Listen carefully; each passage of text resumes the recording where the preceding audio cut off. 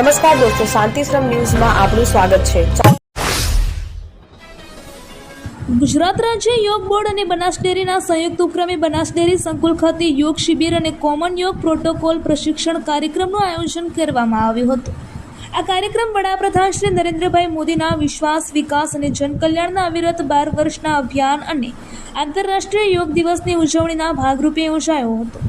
આ યોગ શિબિરમાં ગુજરાત વિધાનસભાના અધ્યક્ષ શ્રી શંકરભાઈ ચૌધરી, ગુજરાત રાજ્ય યોગ બોર્ડના ચેરમેન શિષપાલજી અને યોગ ટ્રેનરો ઉપસ્થિત રહ્યા હતા અને આ દરમિયાન યોગાભ્યાસ અને પ્રશિક્ષણનું આયોજન કરાયું હતું।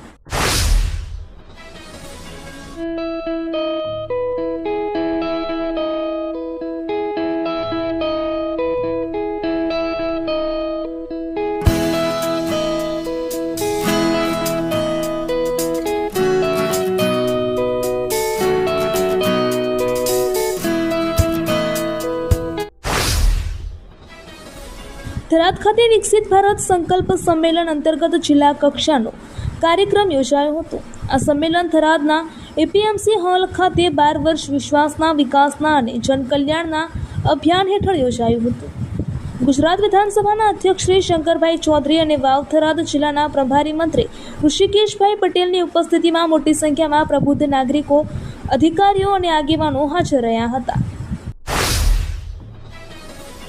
પાલનપુરના હનુમાન ટેકરી નજીક નવી central goods and service tax office શરૂ કરવામાં આવી છે। આ ઓફિસના ઉદ્ઘાટનથી વેપારીઓ અને કરદાતાઓમાં ખુશીનો માહોલ છે, કારણ કે હવે કર સંબંધિત કામગીરી સ્થાનિક સ્તરે સરળ બનશે। વેપારી એસોસિએશન અને બાર એસોસિએશન દ્વારા લાંબા સમયથી પાલનપુરમાં આસિસ્ટન્ટ કમિશનરની કચેરી શરૂ કરવાની માંગ કરવામાં આવી રહી હતી। અગાઉ 1 જુલાઈ 2017થી પાલનપુરમાં ડિવિઝન ઓફિસ કાર્યરત હોવા છતાં આસિસ્ટન્ટ કમિશનર મહેસાણામાં બેસતા હતા। આના કારણે કરદાતાઓને વિવિધ પ્રશ્નો અને કામગીરી માટે મહેસાણા સુધી જવું પડતું હતું, જેમાં સમય અને ખર્ચનો વ્યય થતો હતો। પાલનપુર અંબાજી હાઈવે પર આવેલા છલોદરા ગામ પાસે વારંવાર સર્જાતા અકસ્માતોને લઈને સ્થાનિક ગ્રામજનો અને વાલીઓમાં ભારે રોષ અને ચિંતા વ્યાપી છે। હાઈવે પર 2 શાળાઓ આવેલી હોવાથી રોજિંદા 1500થી વધુ વિદ્યાર્થીઓની અવરજવર રહે છે, તેમ છતાં તેમને સુરક્ષા માટે જરૂરી વ્યવસ્થાઓનો અભાવ જોવા મળી રહ્યો છે। ગ્રામજનોના જણાવ્યા મુજબ શાળાઓ નજીક સ્પીડ બ્રેકર બનાવવા અને સ્કૂલ ઝોન સહિતના સૂચક બોર્ડ લગાવવા માટે અનેક વખત રજૂઆતો કરવામાં આવી હોવા છતાં તંત્ર દ્વારા કોઈ અસરકારક પગલાં લેવાયા નથી। ભારે વાહનો અને બેફામ ગતિએ દોડતા વાહનોને કારણે અકસ્માતનો ખતરો સતત વધતો જઈ રહ્યો છે। ગુજરાત રાજ્ય માર્ગ પરિવહન નિગમની કંડક્ટર ભરતી પ્રક્રિયા માટે જરૂરી દસ્તાવેજો મેળવવા પાલનપુર આરટીઓ કચેરી છેલ્લા કેટલાય દિવસોથી મોટી સંખ્યામાં ઉમેદવારો પહોંચી રહ્યા છે। જો કે બપોર બાદ સર્વર ડાઉન થવાની સમસ્યાને કારણે અનેક ઉમેદવારોને કામ કર્યા વિના જ પરત ફરવું પડી રહ્યું છે। દૂરના તાલુકાઓમાંથી આવેલા યુવાનોને વારંવાર ધક્કા ખાવા પડતા ભરતી પ્રક્રિયામાં અવ્યવસ્થાના પ્રશ્નો પણ સામે આવ્યા છે। બનાસકાંઠા જિલ્લા પોલીસની લોકલ ક્રાઇમ બ્રાન્ચને પોલીસ વડા દ્વારા બેસ્ટ ડિટેક્શન એવોર્ડ એનાયત કરવામાં આવ્યો છે। એલસીબી ટીમને આ પ્રતિષ્ઠિત સન્માન ઓપરેશન દેવ અંતર્ગત બાળ તસ્કરીના મોટા આંતરરાષ્ટ્રીય રેકેટનો પર્દાફાશ કરવા અને ગુમ થયેલા બાળકને હેમખેમ શોધી કાઢવા બદલ મળ્યું છે। ઉત્તર ગુજરાતનો એકમાત્ર multi city mall happy mall જે આવેલ છે જિલ્લાના વેપારી મથકો દિયોદર, ભાભર, રાધનપુર, વરાહી અને થરાદમાં, જ્યાં મળશે આપને વ્યાજબી દરે જીવન જરૂરિયાતની તમામ વસ્તુઓ તેમજ કપડાં, ગિફ્ટ આર્ટિકલ, પ્લાસ્ટિકની તમામ સામગ્રી, ક્રોકરી અને બીજું ઘણું બધું વધારે। તો આજે જ આવો હેપી મોલ અને કરો ખરીદી તમારી મનગમતી વસ્તુઓની।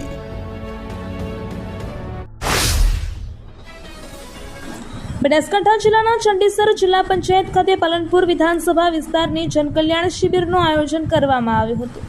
આ શિબિરમાં મોટી સંખ્યામાં નાગરિકોએ ભાગ લઈ કેન્દ્ર અને રાજ્ય સરકારની વિવિધ યોજનાઓ અંગે માહિતી મેળવી હતી અને સ્થળ પર જ સેવાઓનો લાભ લીધો હતો।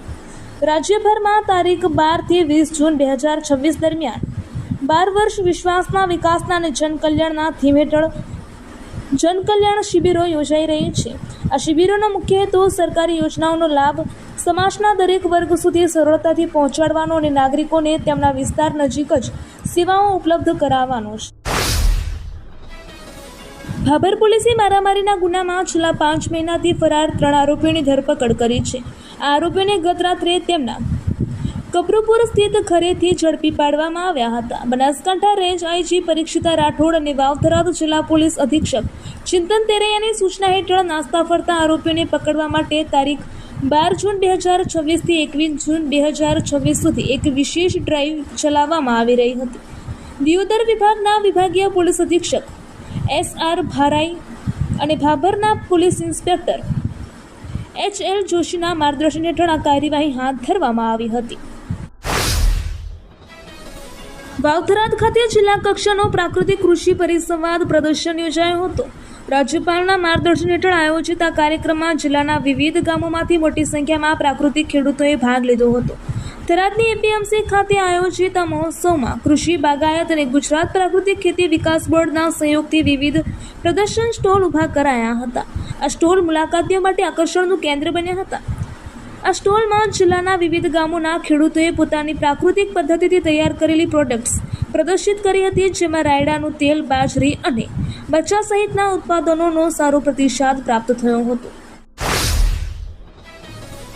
ગુજરાત સરકાર દ્વારા ડીસા નગરપાલિકાને 2 અત્યાધુનિક ફાયર ફાઇટર વાહનો ફાળવવામાં આવ્યા છે. ડીસા શહેર અને આસપાસના ગ્રામ્ય વિસ્તારોમાં આગની ગંભીર ઘટનાઓ પર ઝડપથી કાબૂ મેળવવાના હેતુથી આ વાહનો કાર્યરત કરાયા છે. ડીસા નગરપાલિકાના પ્રમુખ કૌશિકભાઈ સાધુએ આજે આ બંને વાહનોને લીલી ઝંડી આપી પ્રજાની સેવામાં ખુલ્લા મૂક્યા છે. આ વાહનો પૈકી એક મિની સાઇઝનું ફાયર ફાઇટર છે, જે ખાસ કરીને ડીસાના અને શહેરના કોટ વિસ્તાર અથવા સાંકડી ગળીઓ માટે ઉપયોગી થશે. આવા વિસ્તારોમાં મોટા વાહનો પહોંચી શકતા ન હોવાથી બચાવ કામગીરીમાં વિલંબ થતો હોય છે.